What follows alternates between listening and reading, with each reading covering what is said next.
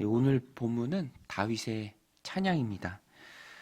다윗의 찬양 오늘 본문에 나온 특징은 하나님이 행하신 일들을 믿음으로 고백해요.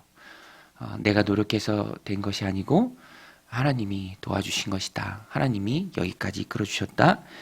하나님이 나를 구원해 주셨고 또 은혜를 베푸셨다. 다윗이 고백합니다. 이런 찬양은 비단 다윗뿐만 아니라 하나님의 백성된 우리의 의무죠. 그리스도인들의 늘 해야 할 책임입니다. 삶의 일부입니다. 우리가 지음받은 목적이 하나님을 높이기 위해서죠. 찬양하기 위해 지음받은 존재들이 바로 우리들입니다. 그래서 웨스트민스터 소요리 문답 1번에도 하나님을 영화롭게 또 영원토록 그를 즐겁게 하는 것, 그것이 인간의 제일 된 목적이다라고 고백합니다. 오늘 우리도 이렇게 하나님을 높이는 삶을 살아야 합니다. 그런데 내가 드리는 찬양이기에 내 삶과 밀접한 관련이 있죠. 내 삶 속에서 하나님을 높여야 합니다. 그럴 때 오늘 본문처럼 진실한 찬양이 됩니다. 오늘 본문은 다윗의 마음이 그 진실한 마음이 잘 녹아있죠. 꾸며낸 말이 아니라 마음의 중심에서 우러나온 말입니다. 그런데 특징이 몇 가지 있는데요. 첫 번째는 하나님의 주권을 인정하는 이런 다윗의 마음이 나옵니다. 오늘 우리도 다윗처럼 진실한 찬양을 하나님 앞에 드리고자 한다면 찬양하기에 지음받은 그 목적에 부합하는 그 삶을 살고자 한다면 오늘 우리도 내 삶에 하나님의 주권을 인정해야 합니다. 내 삶을 붙드시는 하나님의 손이 있다. 하나님 섭리 가운데 내가 있다. 하나님 내 인생의 주인이고 온 세상의 통치자이시며 나를 다스리시는 분이다. 삶의 작은 것까지 세심하게 다스리시는 분이 바로 하나님이시죠. 다윗은 이것을 인정했습니다. 그래서 인생사에 일어난 모든 일의 감사함을 하나님께 드리죠. 올려드립니다. 감사의 형태로 하나님께 올려드립니다. 그래서 본문에 보면 구원이라는 말이 참 많이 나와요. 구원, 또 건지심. 오늘 말씀 3절, 4절에도 내가 피할 나의 반석이 하나님이시요 나의 방패시요 나의 구원의 뿌리시요 나의 높은 망대시요 그에게 피할 나의 피난처시요 나의 구원자시라. 나를 폭력에서 구원하셨도다. 4절에도 내가 찬송받으실 여호와께 아뢰이니 내 원수들에게서 구원을 받으리로다. 참 4절 말씀을 가지고 지은 찬양도 참 많아요. 저도 약창시절에 늘 불렀던 찬양인데요.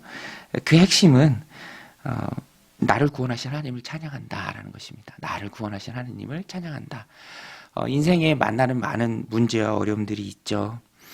그곳에서 구원하시는 분이 바로 하나님이십니다. 궁극적으로는 죄와 사망에서 구원하시고 천국의 소망을 주시고 하나님 자녀로 살게 하시고 말씀이 믿어지게 하시고 또 기쁨 가운데 살아가게 계신 것이 바로 하나님의 은혜다. 하나님이 구원하셨다. 여러분 세상의 주인은 하나님이신 줄로 믿습니다. 하나님을 인정하고 그 하나님의 섭리 가운데 내가 있음을 고백할 때 이런 진정한 찬양이 나옵니다. 뭐 우연히 그렇게 된 것이 아니고 어쩌다가 그렇게 된 것이 아니고 다 하나님의 은혜죠. 사랑을 배경으로 하는 하나님 섭리 가운데 내가 있다라는 것입니다. 우리가 사무엘 하의 말씀 살펴보고 있는데요. 사무엘 상 6장에 보면 여호와의 궤가 블레셋에 빼앗기죠. 그때 블레셋 사람들이 7개월간 가지고 있는데 그것 때문에 온갖 고난을 다 당합니다. 재앙이 블레셋에 임하죠. 블레셋이 상징하는 게 바로 세상입니다. 세상도 역시 하나님이 다스리시죠. 그래서 블레셋 사람들이 안 되겠다 싶어서 다시 돌려보낼 때 이 속건제도 드리고 또 어떤 한 가지 방법을 씁니다. 이게 정말 하나님 손이 우리를 친 것이냐? 그렇지 않으면 그건 우리의 생각이고 그건 다분히 심리적인 것이고 실제로는 우연이 아니냐. 그래서 한 가지 방법을 고안해냈는데 바로 그것이 젖나는 소 2마리를 송아지를 떼어둔 채로 한 번도 멍에를 매보지 않은 소, 그리고 한 번도 써보지 않은 새 수레를 이제 매달고 여호와의 궤를 싣고 이 이스라엘의 베세메스 지역으로 올려보내는 거예요. 우리가 한번 보자. 정말로 저 소 두 마리가, 전나는 소 두 마리가 송아지도 떼어 두었는데 뒤돌아보지 않고 좌로나 우로나 치우치지 않고 정말로 여호와의 궤를 싣고 베세메스 지역으로 곧장 올라가면 이건 하나님이 하신 것이다. 우연이 아니다. 그런데 하나님의 세상을 통치함을 그 이방인들에게도 드러내시죠. 소들이 곧장 올라갑니다.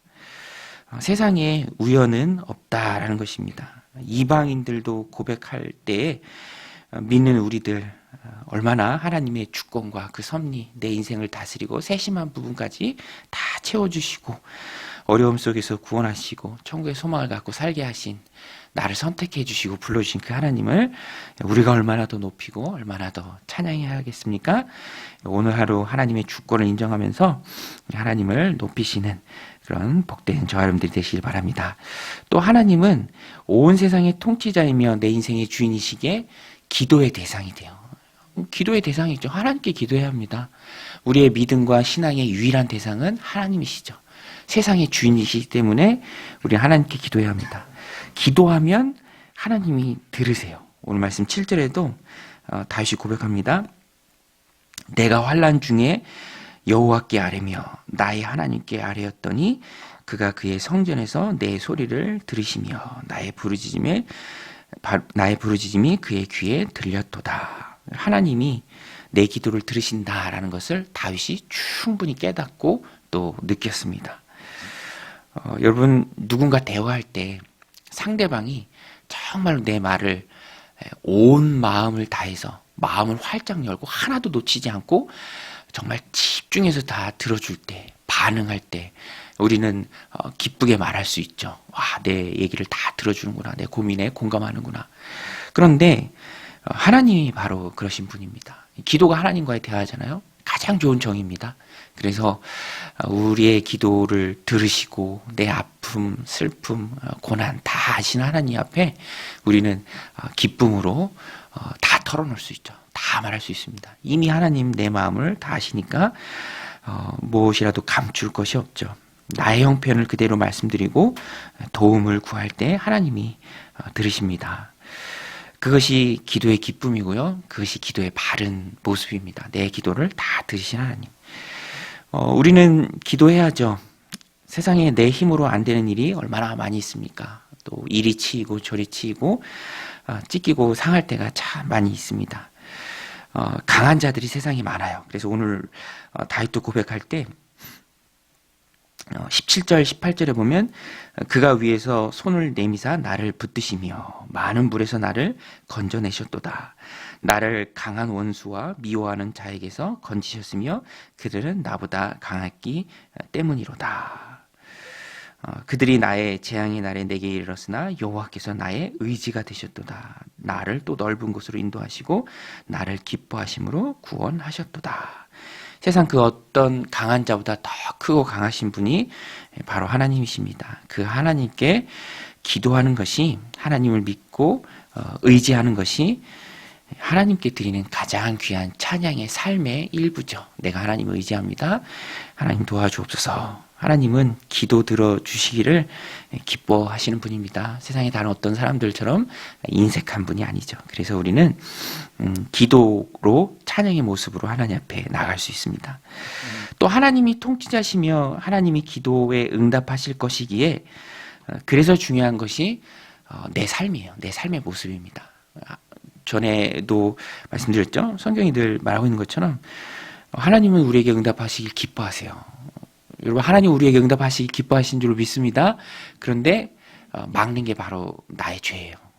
나의 죄가 그 사이를 가로막습니다. 그래서 우리가 하나님의 주권을 인정하고 하나님께 기도하며 대화하고 그 응답을 기대한다면 내 삶에 깨끗함이 있어야 합니다. 언제든지 죄를 멀리해야 되고 죄를 처리해야 되고 하나님과 우리의 사이는 항상 뻥 뚫려 있어야 돼요. 거침이 없어야 합니다. 그래서 오늘 본문에 보면 다윗도 다윗의 표현이 그래요. 나의 의로움으로 인해 하나님이 응답하신다. 이 다윗의 표현이죠. 의로움의 모습이 있어야 합니다.